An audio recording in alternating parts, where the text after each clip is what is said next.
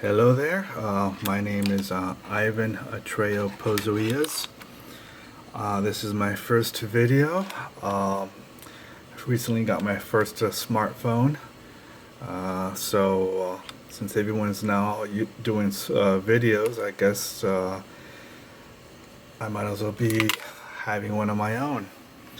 I'm, let's see, an angelic oracle, which means I can channel through writing, what is called automatic writing, sort of like a trance. When I write intuitively from the angels within. You could call them guardian angels. I've been writing like this for 21 years time.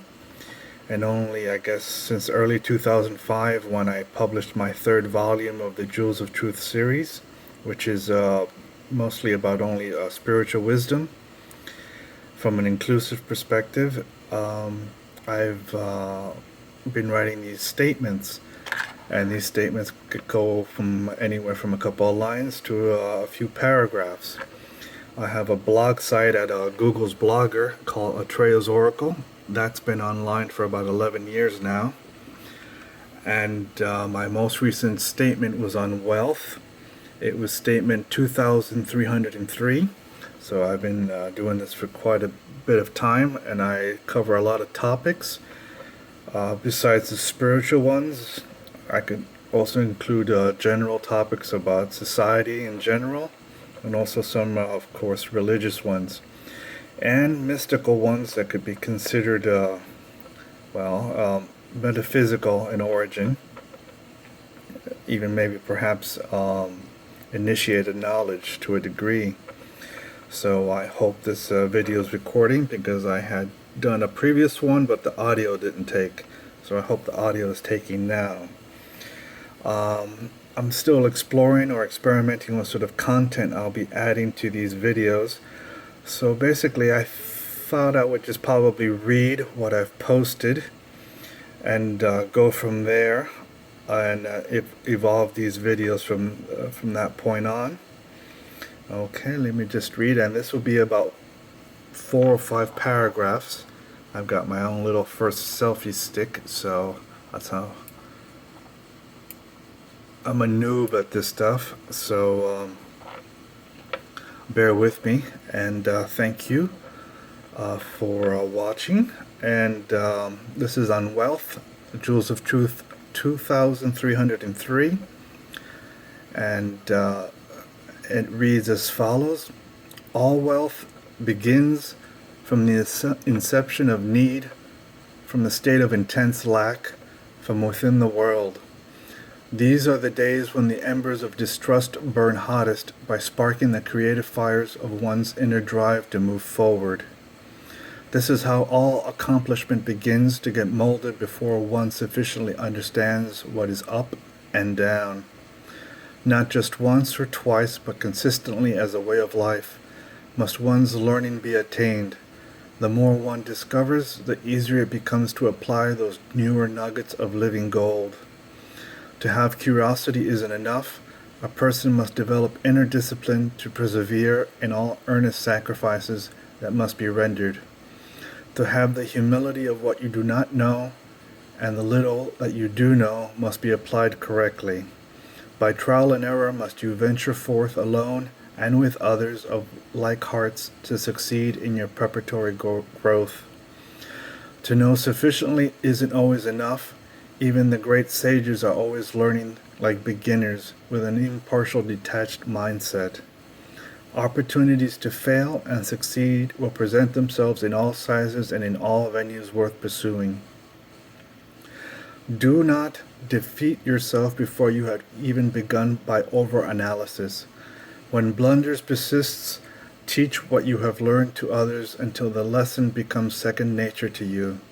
This is when acumen increases and your tenacity to succeed becomes flexible, and achieving familiarity with future courses of actions backed by robust strategies. Do not become dogged to the point of a dysfunctional obsession, that you lose sight of a quality life in the world. Enjoy the good people as friends of the heart in your midst. They are the sweetest fragrance next to remarkable experiences God can hand you in the world. All bitterness must yield to understanding and forgiveness that you'll do better next time. The divine frowns on the misers that hoard all their treasures in spirit and materially in the world, for wealth could only grow when it is shared evenly and not necessarily just spent. All investments come from what you have accrued and reinvested shrewdly. Be clever, but not cocky with your investments of the heart and of the estate. Know fully well when to act hopefully with precision and when to walk away with your dignity intact. Do not take obscene pleasure at others' misfortunes, especially at besting your foes.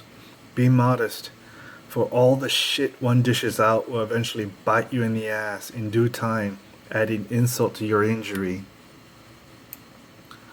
Live not just for yourself, as the divine heavens lives with all of you instantly and continuously.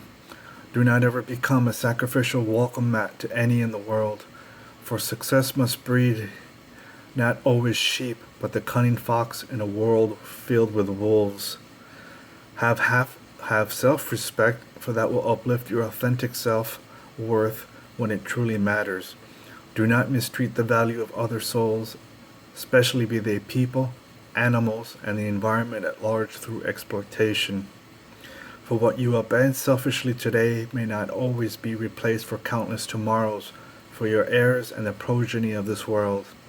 Always share your truest joy with those that matter to you the most. All the rest delight in their equal success, for admiration breeds a good heart. The wisdom that has been gained must always be shared, for this increases future opportunities to grow your good favor. Take your triumphs and defeats with convictions in the world, and be humble enough to know that your journey may never fully be completed. The world will repeat miracles and horrors constantly, for it is growing on a macro scale, much as you are growing as a soul of goddess. Be astute to avoid the traps and tribulations that the foolish and tyrants create for self-gain at the expense of everyone except themselves.